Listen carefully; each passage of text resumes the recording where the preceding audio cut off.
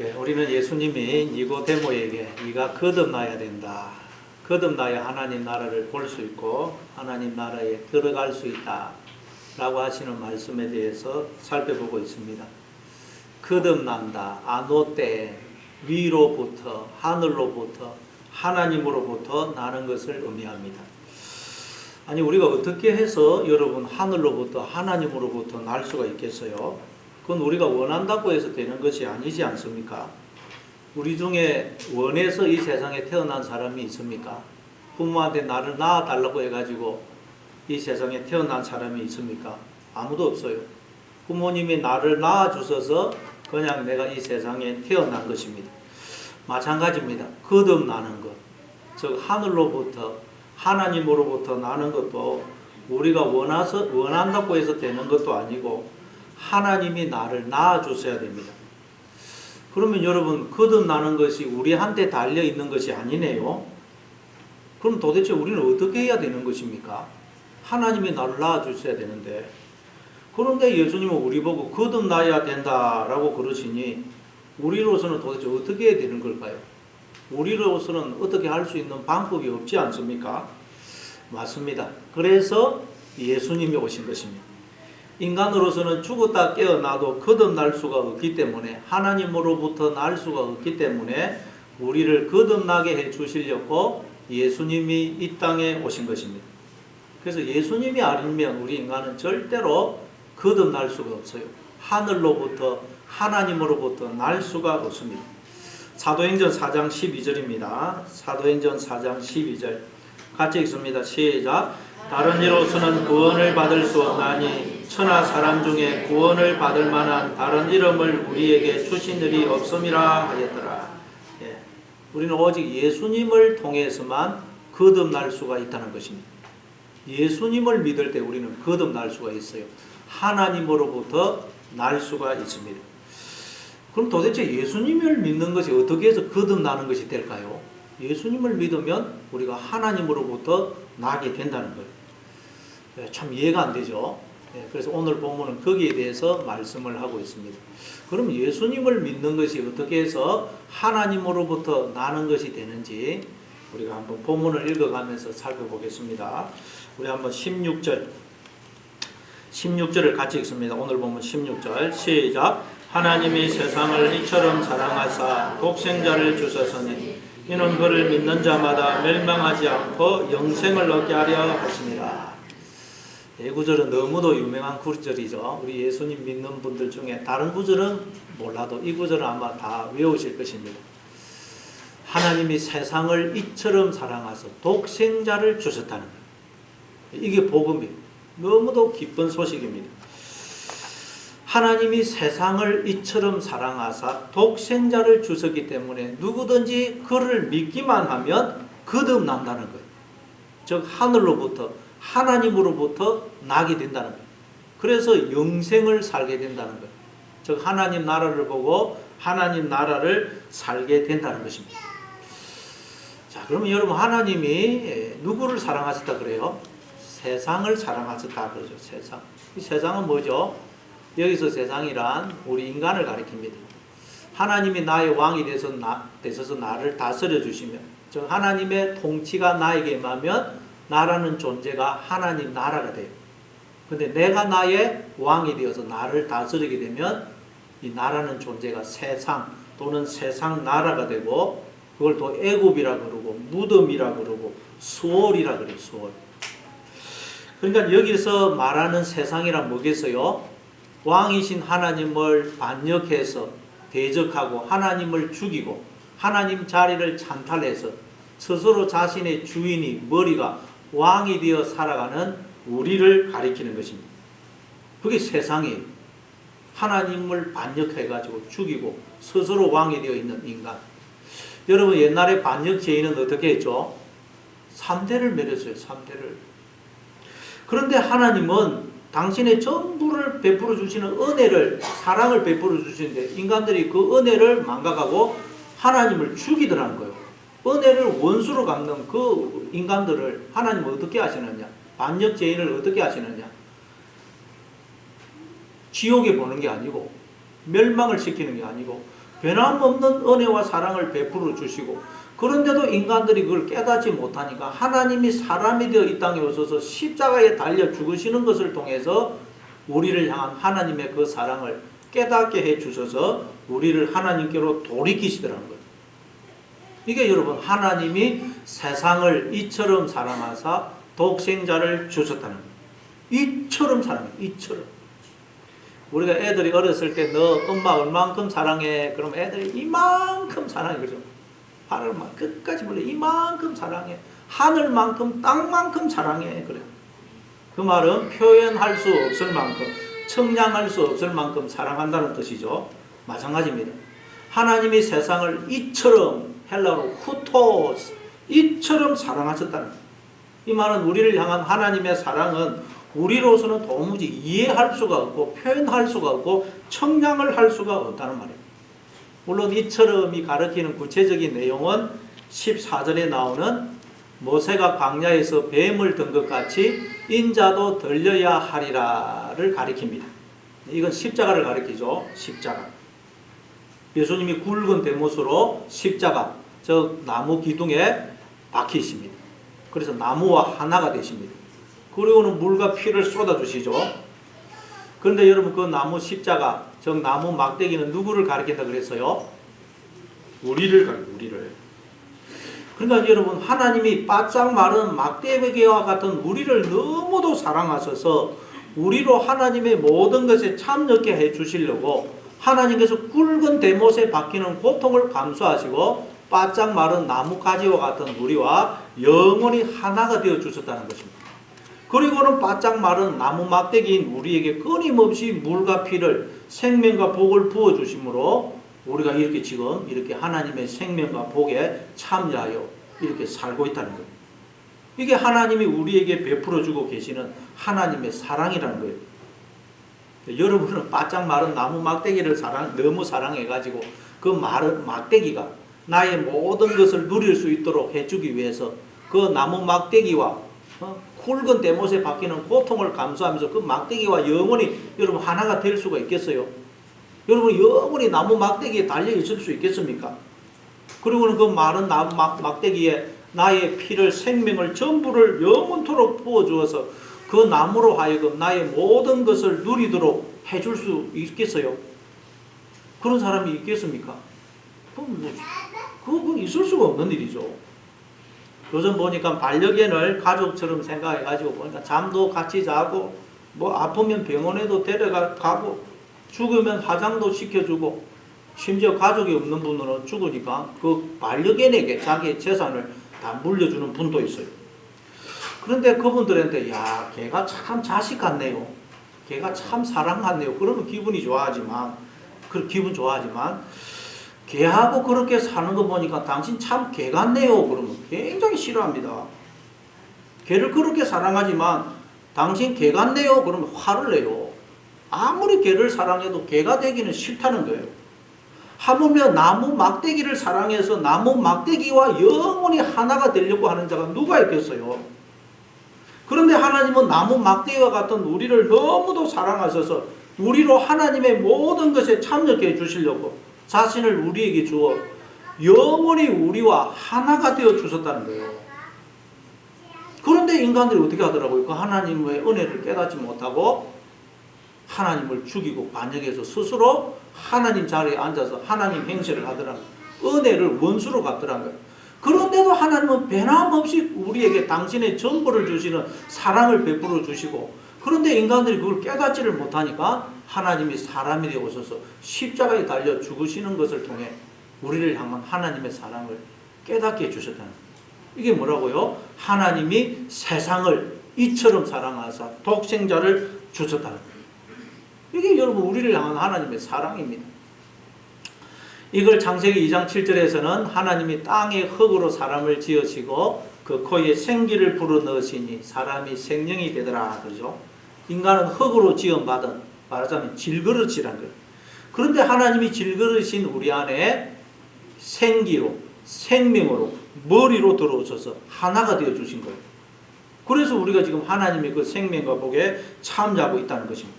모든 인간들 속에는 하나님이 그 속에 생기로, 영으로, 머리로, 생명으로 들어가 계신 것입니다. 고린도후서 4장 7절입니다. 고린도후서 4장 7절 같이 읽습니다. 시작. 우리가 이 보배를 질그릇에 가졌으니 이는 심히 큰 능력은 하나님께 있고 우리에게 있지 아니함을 알게 하려 함이라. 여기에 보면 보배는 앞에 보면 그리스도 즉 하나님을 가리킵니다. 그리고 질그릇은 우리를 가리킵니다. 그러니까 인간이란 어떤 존재냐? 그 안에 하나님을 보배로 담고 있는 질그릇이라는 거예요. 질그릇. 그렇죠. 인간을 보면 인간은 질그릇인데 그 안에 보배가 생명이 담겨 있어요. 그래서 우리는 생명을 볼 때마다 놀라고 감격하고 기뻐하고 즐거워하는 거예요. 인간은 질그릇인데 그 안에 보배가 생명이 들어가 있어요. 하나님이 그 안에 보배로 생명으로 들어오신 거예요. 그래서 성경은 인간의 존재를 기적 중에 기적이라 신비 중에 신비라 그런 거예요. 이사야서 9장 6절입니다. 이사야서 9장 6절 같이 읽습니다. 시작. 이는 한 아기가 우리에게 낳고 한 아들을 우리에게 주신 바 되었는데 어깨에는 정사를 메었고 그의 이름은 기모자라 모사라.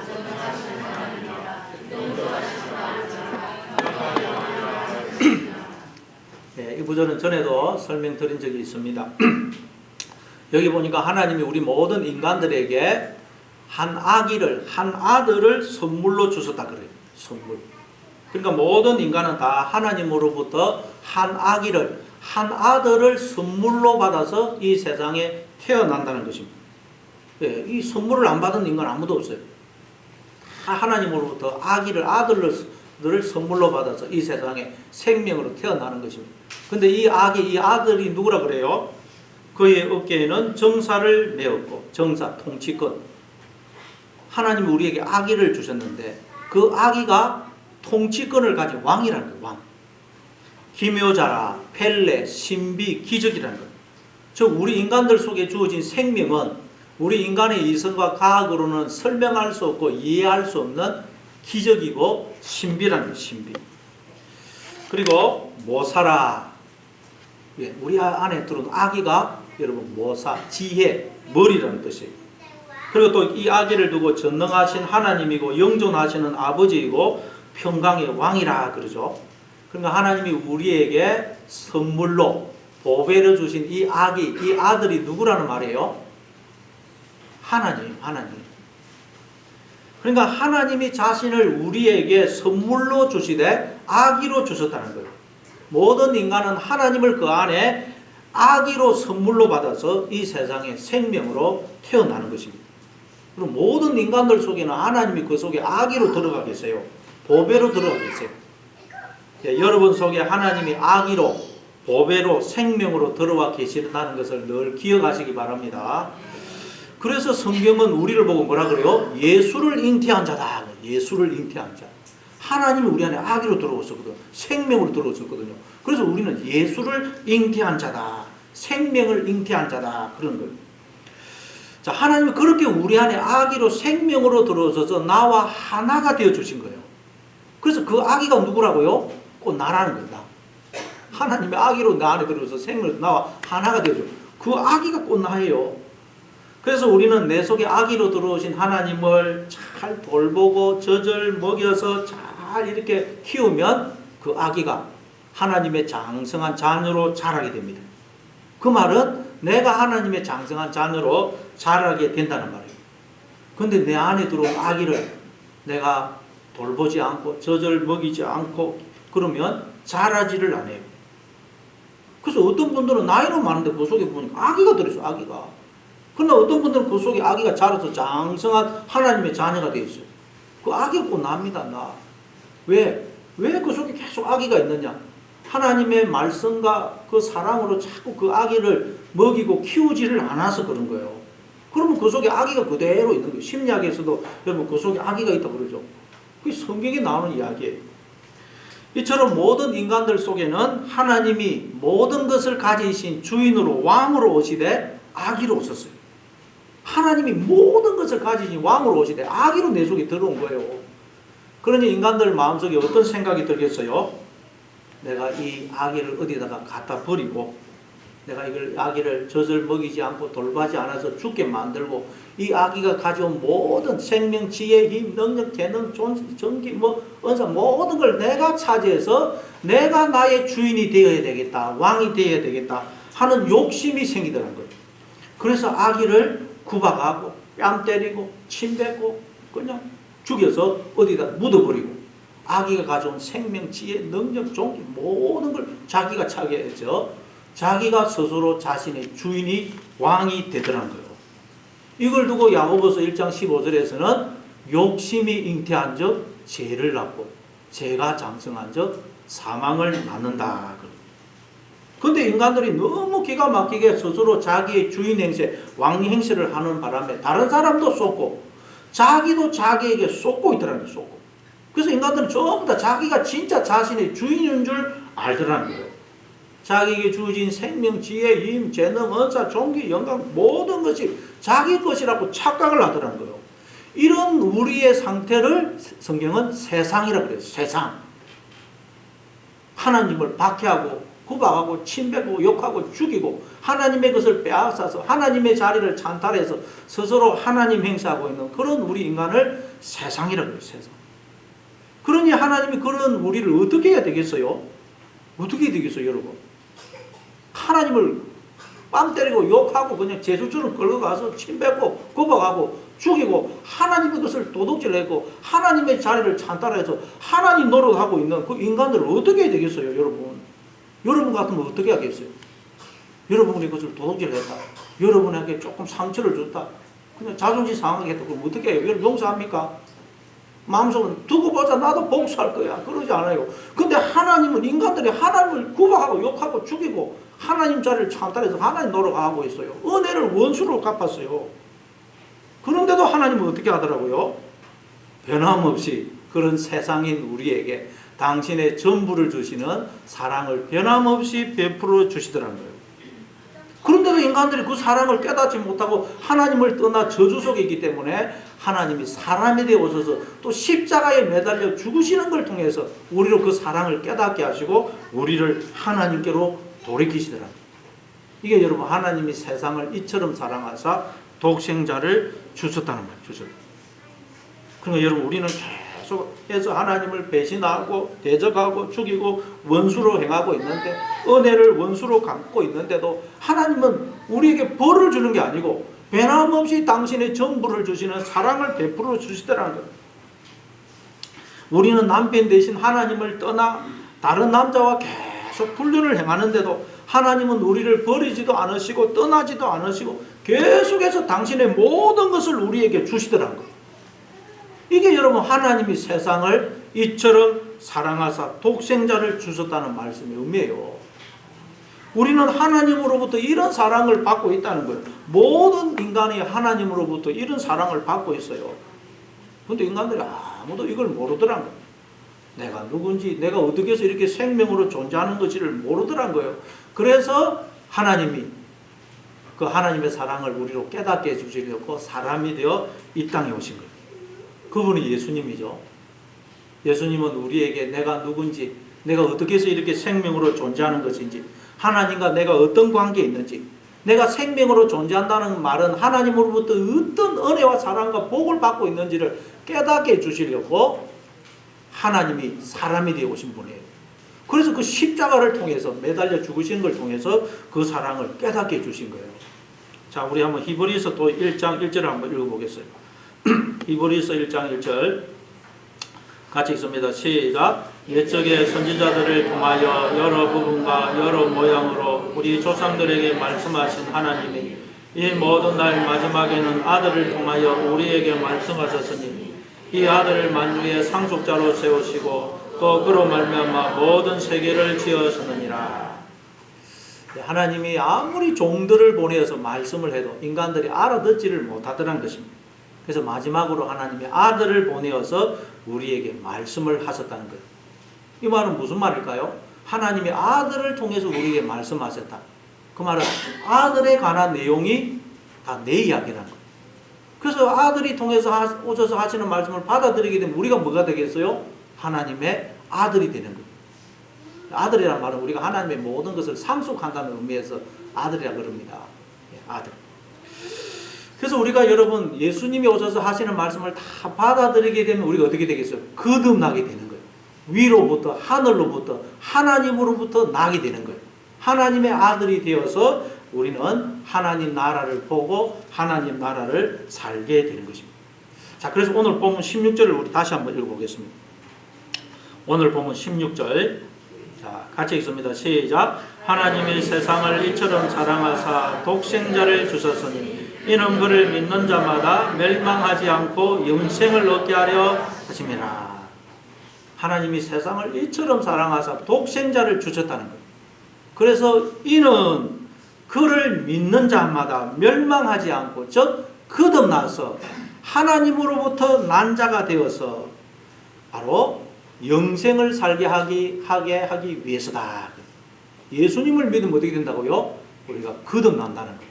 위로부터 하늘로부터 하나님으로부터 난 자가 되어서 우리가 이제 하나님 나라를 보고 하나님 나라를 살게 된다. 영생을 얻게 하려 하십니다. 영생. 그러니까 지금 여기서부터 우리는 영생을 살게 돼요. 영생이란 딴 게 아니고 우리가 하나님과 결혼하여 하나가 되어서 하나님과 함께 사는 삶을 영생이라고 해요. 영생. 예. 지금 우리에게 주어진 생명이 누구의 생명이라고요? 하나님의 생명이요. 모든 인간들 속에 주어진 생명이 하나님의 생명이에요.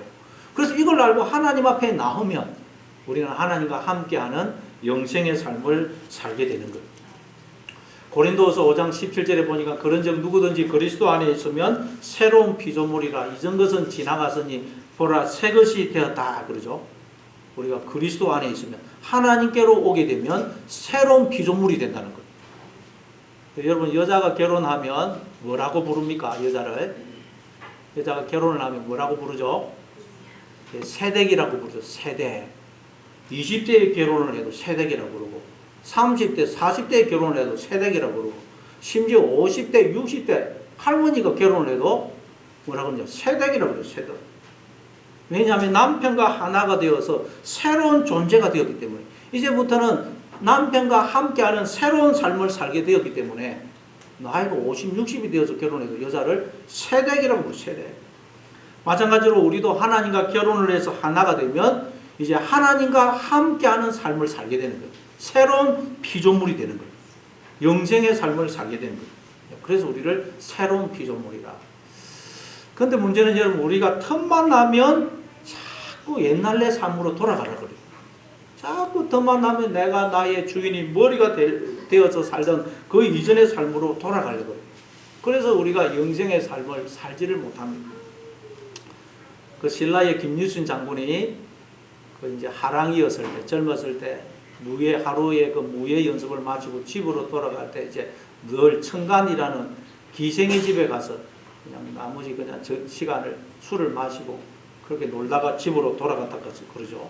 그런 생활을 반복을 했어요. 그러니까 하루는 어머니가 그걸 알고는 이제 아들을 불러서 앞으로 큰 일을 하겠다는 놈이 그렇게 방탕한 삶을 살아서 어떻게 큰 인물이 되겠느냐 하고 호통을 칩니다. 그래서 이제 김유신 장군이 안 되겠다. 이 삶을 청산해야 되겠다 하고 이제 그 기생집에 안 가기로 했어요. 근데 하루는 이제 무예 연습을 마치고 너무 피곤해가지고 집으로 돌아오는 중에 말 위에서 잠을 잤어요. 그러다가 잠을 깨니까 보니까 기생집에 와 있어요. 말이 습관적으로 기생집에 온 거예요. 그래서 김유신이 어떻게 하면 내려서 칼로 말의 목을 쳐버리죠. 그래서 이제 기생집에 안 가게 되었다는 것입니다. 그러나 이건 어떻게 보면 여러분 자기가 잘못해놓고 자기의 잘못을 말에게 뒤집어 씌운 것이죠. 자기가 잘못해놓고 왜 말을 죽입니까? 우리는 그렇게 해서는 안 됩니다. 어떻게 해야 되겠어요? 말이 기생집에 가려고 하면 야 이라 해가지고 자꾸 집으로 가도록 해야 돼요.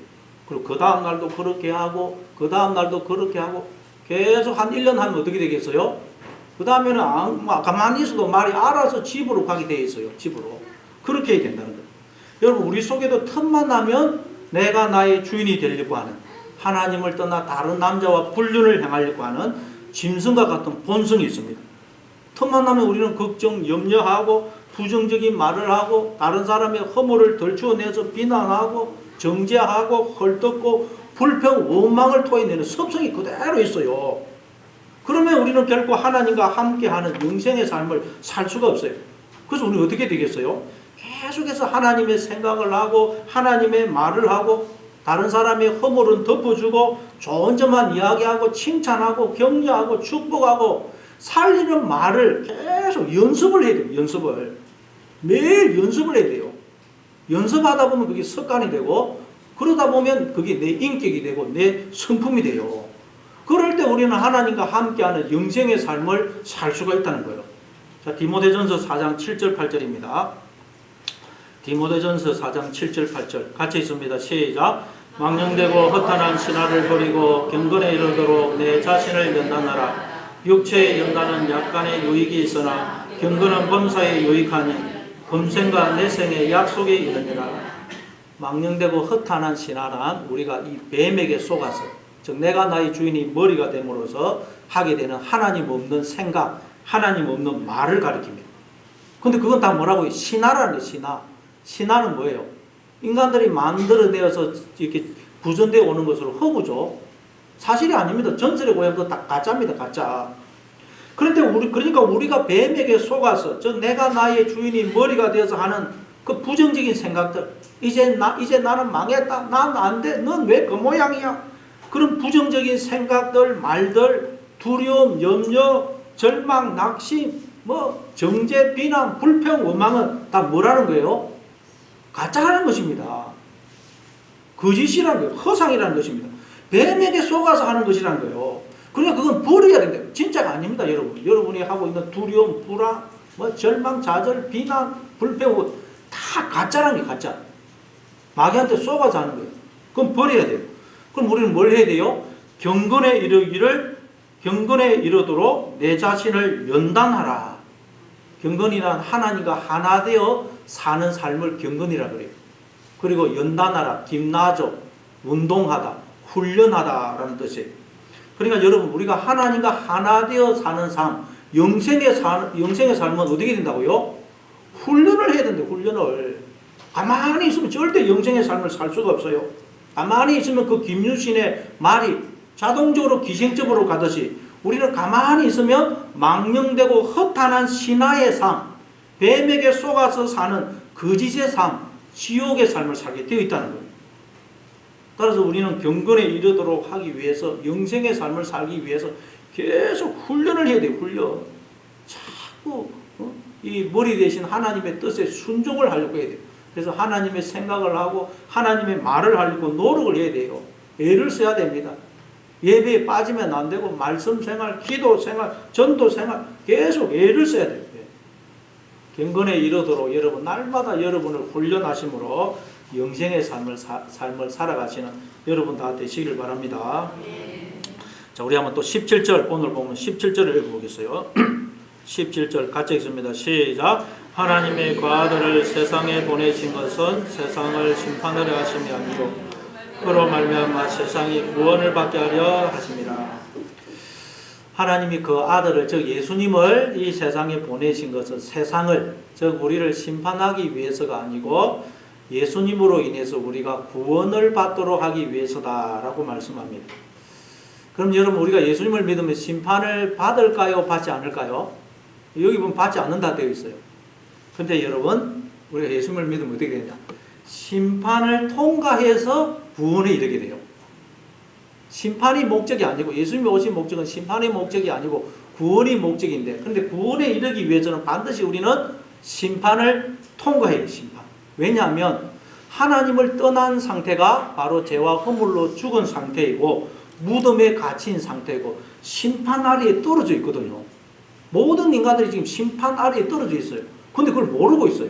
근데 예수님을 믿게 되면 하나님이 눈을 열어주시면 내가 하나님을 떠나 사망 속에 처해 있구나. 심판 아래에 떨어져 있구나 하는 걸 알고 하나님 살려주세요 부르짖게 되고 그러면 거기서 나오게 되는 거예요.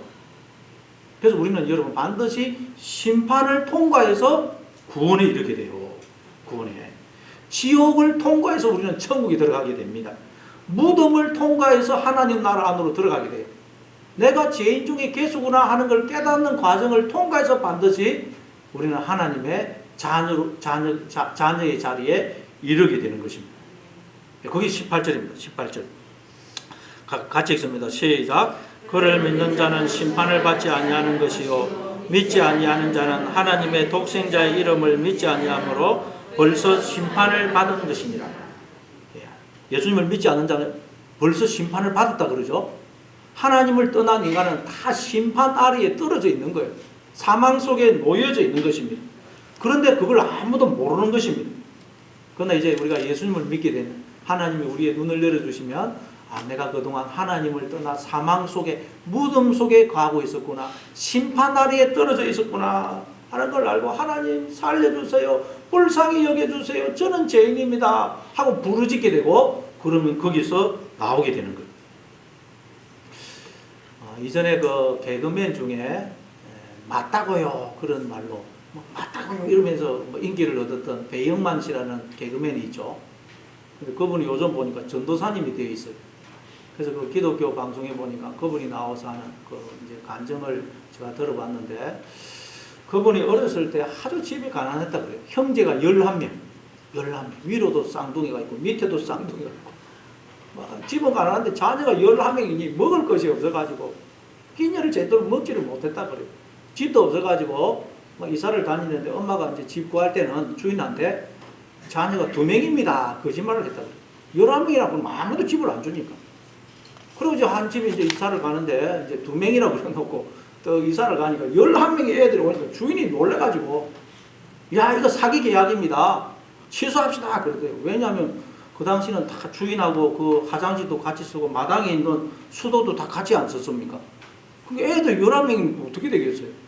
그러니까 이거 안 된다 취소합시다 그러니까 막 애들이 다 상황을 알고는 막 줄을 앉아가지고 막 울더라는 거예요. 울었다는 거예요. 그리고 주인 부부만 보면 애들이 막 전부 다 깍듯하게 절을 하니까, 인사를 하니까, 옛날에 다 정이 있었지 않습니까? 그러니까 애들 11명이 막 주인 볼 때마다 인사를 하니까 주인 부부가 말을 못하고 가만히 있더만 나중에 주인이 다른 집으로 이사를 가더래요.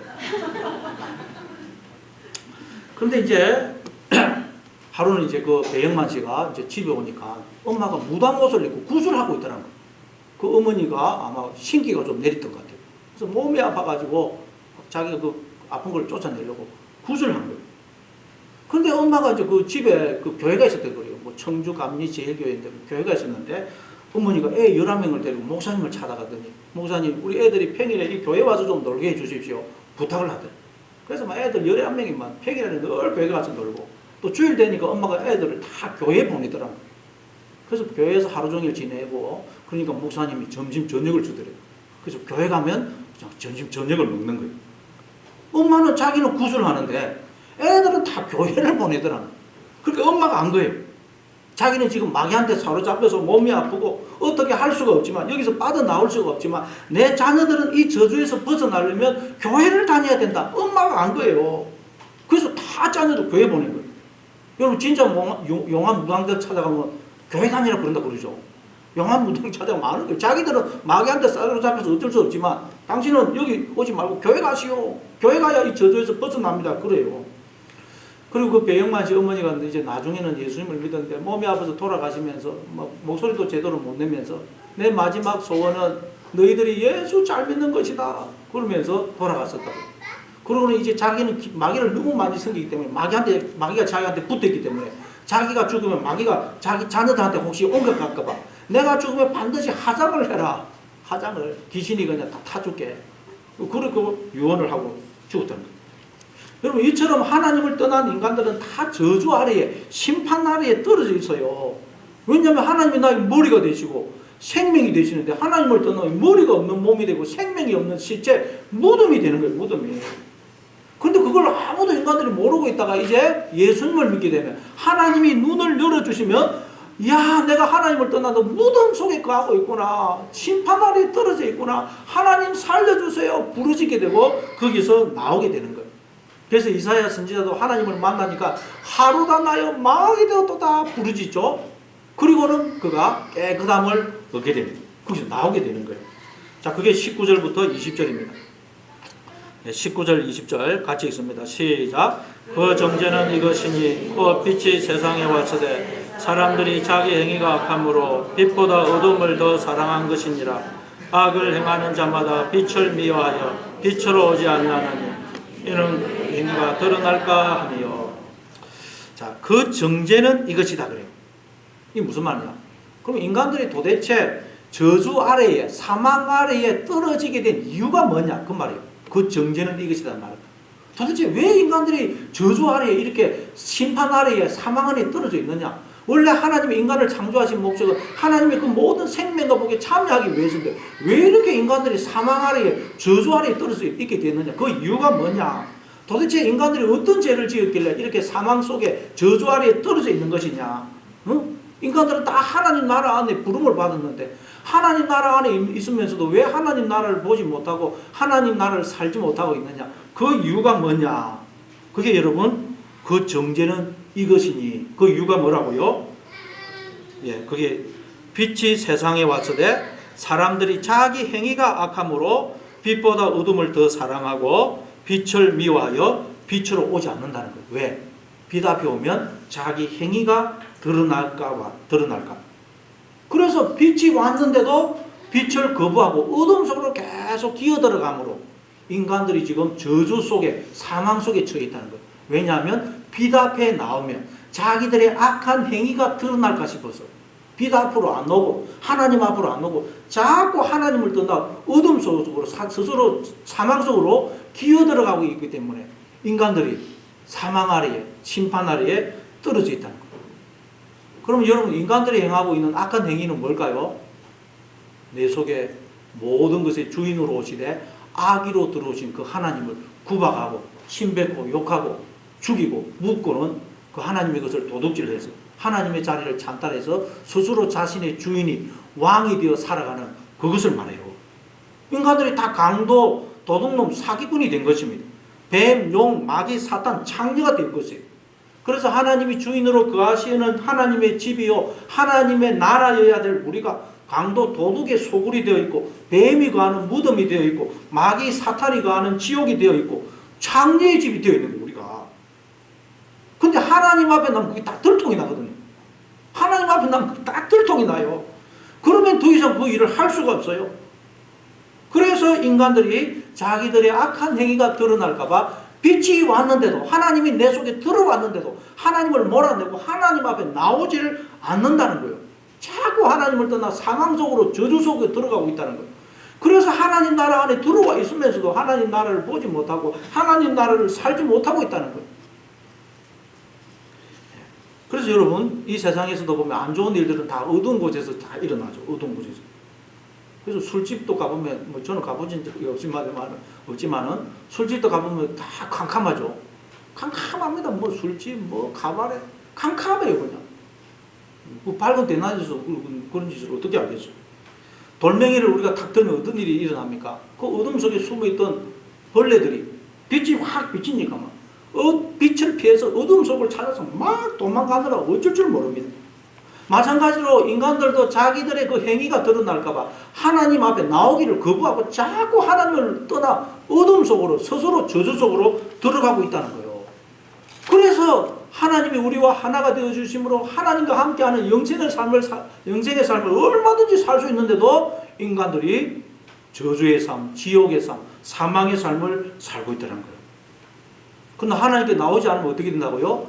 영원히 그 상태로 죽게 돼요. 그러나 하나님께 나오면 어떻게 됩니까? 내가 강도임을 깨닫는 동시에 하나님의 아들이 돼요. 탕자가 내가 하늘과 아버지께 죄를 지었구나, 내가 아버지께 가서 용서를 빌어야 되겠다 하고 아버지께 돌아오니까 어떻게 되죠? 아버지는 묻지도 따지도 않고 그 탕자를 아들로 회복을 시켜줘요. 여러분, 마찬가지로 우리가 하나님께로 나오면 내가 죄인임을 깨닫는 동시에 하나님의 자녀가 되는 거예요. 하나님께 나오면 내가 장녀임을 깨닫는 동시에 바로 하나님의 신부로 회복이 되는 거예요.